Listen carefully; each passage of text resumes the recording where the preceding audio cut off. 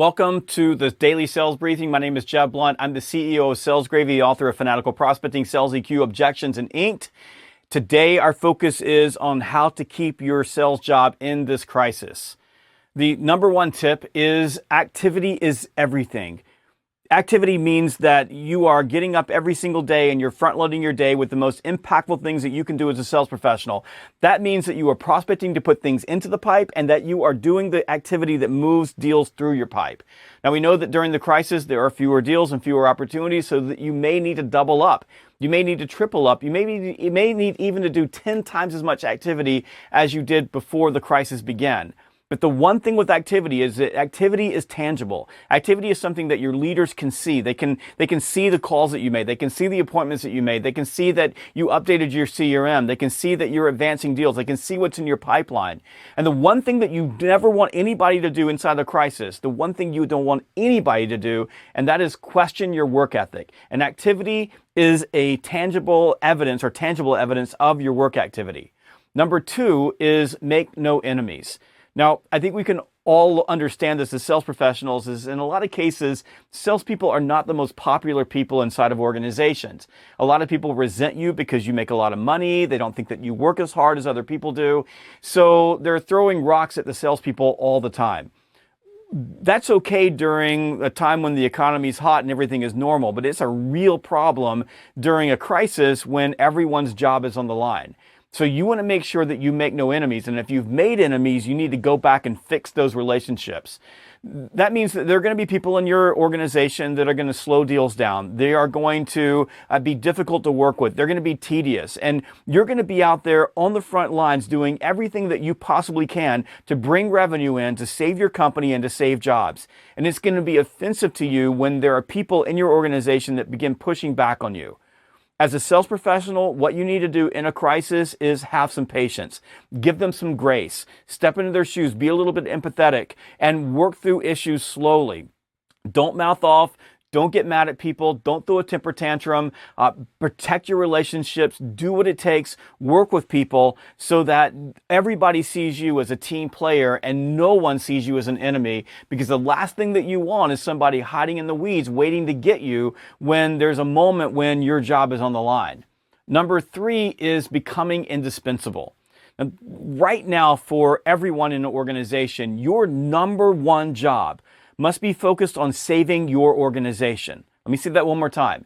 As a member of an organization, whether it's a big organization or a small organization, your number one job is saving your company. And that means that you need to become the person that no one can afford to fire. No one can afford to lay off. No one can afford to furlough. You're the one person that everybody counts on. And what that means is that you volunteer for different work, that you put your hands out and say, I'll work till midnight. I'll do whatever it takes. You help other people. You help your boss. You do work that you wouldn't normally do. You give more. And you come into work with that mindset every single day. I know a lot of people are working from home. In fact, most people are working from home. But when you're working from home, get up in the morning, reach out, talk to people. How can I help you? What can I do to be an extra set of hands to help my company?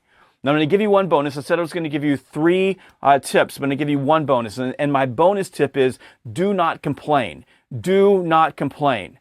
If you go complain to your boss, just step into your boss's shoes for a moment. She just had to let 3 people go. She had to tell everybody that we're canceling the national sales meeting, that we're not going to do the awards. She's under tremendous pressure. She's trying to save her job. And then you're the salesperson that's blah, blah, blah, blah, blah, blah, blah, blah, blah, complaining about everything, complaining about all the things that are right, complaining about having to stay at home, complaining about customers not picking up the phone, complaining about the economy, complaining about whatever. Don't be that person. Be the person who walks through the door with a smile on your face. You're optimistic. You're the light that everybody wants to be around, that you're the one person that is motivating. And when you do that, people will notice.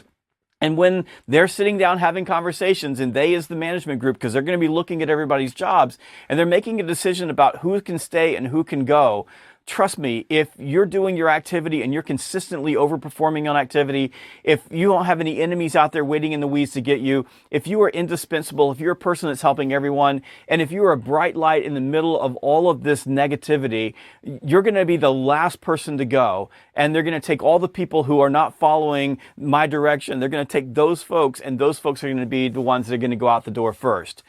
Now, this doesn't mean or doesn't guarantee that you're going to keep your job, because there are going to be people who are going to lose their jobs, and there are going to be people who do all of these things right, and through no fault of their own, the company is going to have to let you go in order to save the company. But here's what you can count on. If you do these things, your integrity is intact. If you do these things, people will notice, and when it's time to bring people back, you'll be the first person back in the door.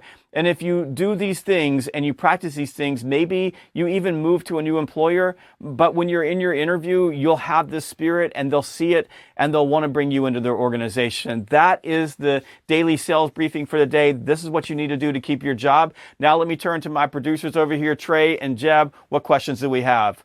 All right, start with you, Trey. First of all, Horace Perez likes to let you know that you give great advice, and he looks forward to your next one. Thank you. Appreciate that. Jeb. So we got a question on Facebook from Dan Deo. Is it insulting to merchants to reach out during this time? Okay, so Dan Deo asked is it insulting for us to reach out and call people in this period of time? The answer is no. It's not insulting unless you are insulting. So if you call up and you're a pushy, pitchy salesperson in the middle of all of this, especially calling businesses that are having some trouble, yeah, that could be insulting. But if you call people up and you just ask them how are they doing and just spend a few minutes with them talking, you'll be amazed at how many people will be so happy that you're calling. One of my salespeople yesterday called one of our ex-clients, so a company that we had done business with in the past, and picked up the phone and just asked them how they were doing. And the person that was our contact there was so overwhelmed that we had actually made the call that she began crying. And she was appreciative and grateful that we were reaching out. And that brings me to one tip I would give you is that right now, one of the very best things that you can do is make a list of all of your inactive accounts and reach out and call them. So not offensive unless you're offensive. Now, Jackie asked me a question on YouTube, and I want to answer her question. So Jackie is from Fernando Beach, Florida. Thank you, Jackie, for watching. And you are selling, I believe you said electrical equipment and electronics, and you're used to selling face-to-face, and suddenly because of social distancing, you're having to move to the phone. And you were used to setting a lot of appointments every week. Now you're setting appointments on the phone. And how do you do that? What's the right way? What's the process? So the truth is, and this is something we all need to get as field salespeople, is people have been selling on the phone since the phone was invented. So the phone can always and should always be your friend. I talk about that a lot in my book, Fanatical Prospecting, Why the Phone is Your Friend. And if you can use the phone to set appointments, you can certainly use the phone to conduct sales calls. What I'd also recommend, Jackie, is that you learn how to use video. So for example, if you're selling something to someone and they need to show you, which is one of the reasons why you're a field salesperson, because there are things they need to show you, get them on a video call and let them show you on the video call. You have to get used to the camera. You have to get used to making eye contact with the camera, and you have to get used to how to set your scene up and your technology up to do that. But it's a really easy way to conduct short sales meetings with people and still have that face-to-face going on. We've got a new course on Sales Gravy University that we're spinning up right now called Virtual Selling. I've got a new book by the name as well that's going to address these issues. I'm not saying it's easy. I'm just saying that this is the new normal. So the one thing that I would do with my prospecting, Jackie, is when I called up, I would say, let's set a meeting. It's going to be by phone. Let's set the initial meeting. Maybe you do the initial meeting by phone. Then if you need to do a second meeting to either do a demonstration where you show them something, or you need them to walk you through an issue or a problem that you're trying to solve and you need to see it, then set up a Zoom meeting or GoToMeeting or a WebEx or even a FaceTime meeting. You can set any of those things up, or you can do it on Messenger or WhatsApp. Set up a video meeting and then go to the next meeting, which could be a phone meeting or a closing meeting. But one thing I will tell you is that when you have these virtual meetings, make sure that you are consistently asking for and closing for the next step. Because if you don't do that, these meetings have a tendency to, you get off the phone and you've got some sort of a call me maybe step in the future, but there's nothing that's going to drive the next meeting. So as a sales professional, you must always on the phone or on video, ask for the next step. Who's got another comment for me? Jeb. On the Sales Gravy website from Roberto Pineda, should prospecting balance change right now? Phone, email, LinkedIn, etc. So Roberto asked a question about prospecting balance. A great question. And Roberto, it's very smart and intuitive of you to ask this question. So should there be a balance in your prospecting activity? So certainly that balance may change just a little bit, but probably not a lot.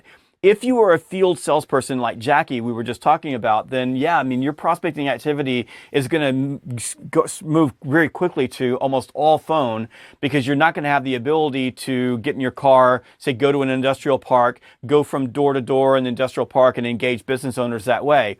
But if you are an inside salesperson and you've always prospected by phone, then the balance should continue to be heavy phone. Because I'm going to share the secret with you. It's a secret that I don't tell a lot of people, but it's pretty simple. The more people you talk to, the more stuff you're going to sell, even in a crisis.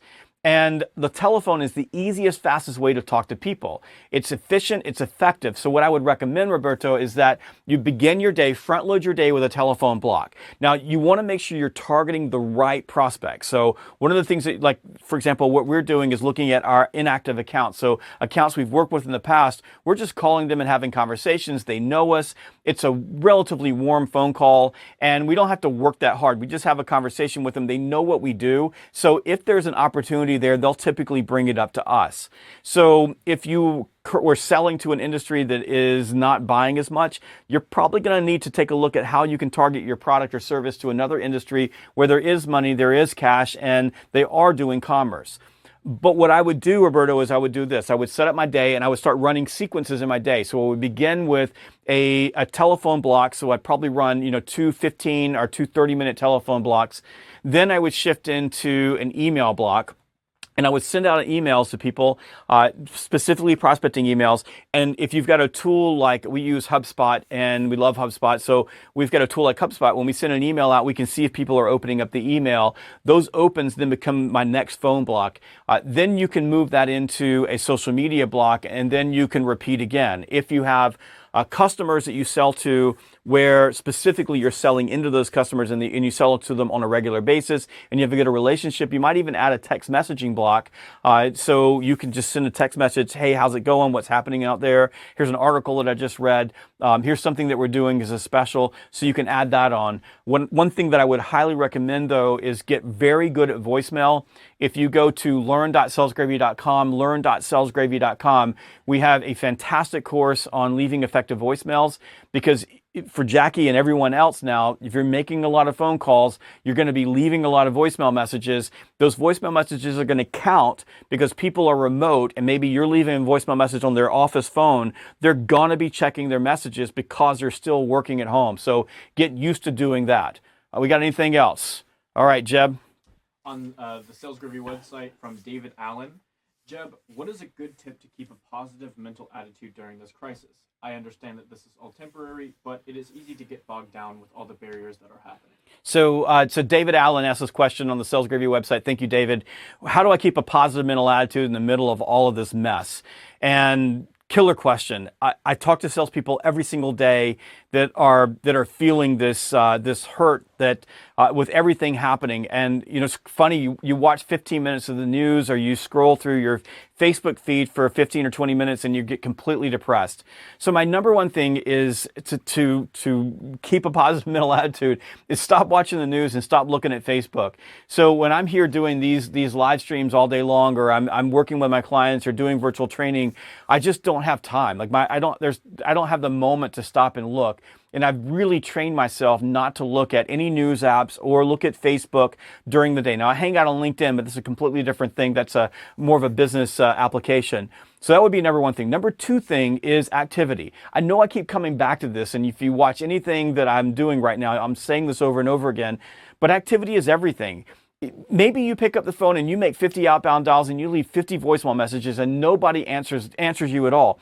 But in that case, you at least did something. People could hear you. Maybe you get on LinkedIn and you touch some of your prospects on LinkedIn. At least they heard you and you did something. Because activity and action and momentum, that makes you feel like you're accomplishing something. So I would start there. Take action, take momentum, And, if you got to go look in the mirror and say, I'm great, I'm going to get through this, I'm going to win, because you are, I guarantee you're going to get through this and you're going to win. And no matter what happens to you over the next 3 months, you're going to be okay. You're going to come out on the other side. So you got to keep telling yourself that. And then the third thing I would give you is make sure you have a daily battle rhythm or routine. Right now, because we're moving into like week 2 or week 3 of this crisis, a lot of the routines that we initially set out to build for ourselves, we're going to exercise well, we're going to eat right, we're going to read every day. We had things for our kids to do, our family to do. A lot of those things are breaking down right now because it's going a little bit longer than we thought it was going to be. I mean, as we talked today, we're talking about continuing social distancing all the way for another month from now. That becomes a problem, and so we start to lose our discipline. And the thing about discipline is a really simple thing, right? Discipline is simply sacrificing what you want now for what you want most. So that would lead me to my fourth thing, David, is make sure that you have some goalposts set out in the future. Don't allow yourself to wallow in uncertainty. Focus on those goals, set little tiny daily goals and set, weekly goals, monthly goals, and goals for the next quarter, and focus on those things rather than what is happening right now. I know it's hard. There's no way to get around it. I'm not going to try to diminish the negative impact this is having on everyone, but I know for me personally, activity and working hard and doing things, I don't have time to wallow in the confusion and uncertainty. Anything else? We got one over here. From Facebook, from William Roy. Are there any tips for B2C sales? People want to hide their money under the bed. Okay, so this is a question from William about B2B sales or B2C sales, so businesses selling to consumers. And are there any tips for that? Because people are literally hiding their money under their mattresses. And William, in B2C sales, you are in a particularly difficult market right now, because if you're an individual and there's uncertainty about whether you're going to have a paycheck, whether you're going to have money, whether something's going to happen to you in the future with your job, it's going to be very, very, very difficult for you to sell to people. What I would do if I was you, depending on what you're selling, so I don't know what you're selling, but if you're selling high-end business to consumer, and that would be insurance, financial services, it could be automobiles, it could be jewelry, any of those things. If it's something that people absolutely do not need, like it's not an immediate need, what you want to do is maintain mind share. You want to be someone who's giving value, whether it's just giving people tips on how to deal with the crisis like we're doing right now. But be that person, because you're probably not going to get people to buy those things right now. If it's things that people need, like insurance and financial services and things for their home, things that help them out, then what you want to do is start approaching them like this. So this might be an example for someone who sold consumer insurance. You might say that right now we're in this crisis and it's a time of great risk for everyone. This is the perfect time for us to sit down and take a look at your risk profile and make sure that we have you covered in the short and in the long term. And that would be an easy way to sit down with people, just do a risk audit with them, and you're going to see where things are going to go from there. But it's going to be difficult in the short term. Now, the one thing that is going to change is that in a couple of weeks, people are going to start getting checks, and they're going to get checks from the government. There's going to be a huge swath of people that are going to get a lot of money all of a sudden. Now, it doesn't sound like a lot of money, but getting a $1,200 check or $2,400 or whatever for your family, that's a lot of money. And some of those folks are going to be okay. They're going to have jobs. Their job's not going to go anywhere. I mean, all the people at my company are employed and we're making payroll, and we're not going to quit making payroll. Everybody's going to have a job. So we know that's going to be true, but all those folks are still going to get a check. So they're going to instantly have disposable income. So if you sell B2C right now, you might want to start thinking about that, getting ahead of it, and seeing how you can tap into that. And by the way, that's part of what we want to have happen. If they spend that money with you, then that money goes into the economy. The economy gets better. We get out of this crisis faster. Trey, you got a question for me? Well, more of a shout out. Bridget Boyan from Penske wants to shout you out for being always an industry professional in the sales business. Hey, Bridget, thank you for the shout out. I love Penske. I know that you guys are kicking rear right now, keeping the wheels of commerce running. And if it wasn't for companies like Penske, over the road logistics, making sure that the wheels are moving on trucks, a lot of people wouldn't have the supplies and the essential things that they need in order to fight the crisis. So Bridget, thank you also for the shout out, and a shout out for you and Penske as well. We got a question? Another shout out. Joe Maxwell also wants to thank you for the information. Hey, Joel, thank you so much. I appreciate the shout out. Fantastic. All right, we got another one. We got nothing? All right, well, that is it. Thank you for your questions today. We'll be back tomorrow at noon on YouTube, Facebook, on Vimeo, and on Sales Gravy with the Selling in the Crisis Daily Sales Briefing. Thank you for joining me in the Sales Gravy Clubhouse.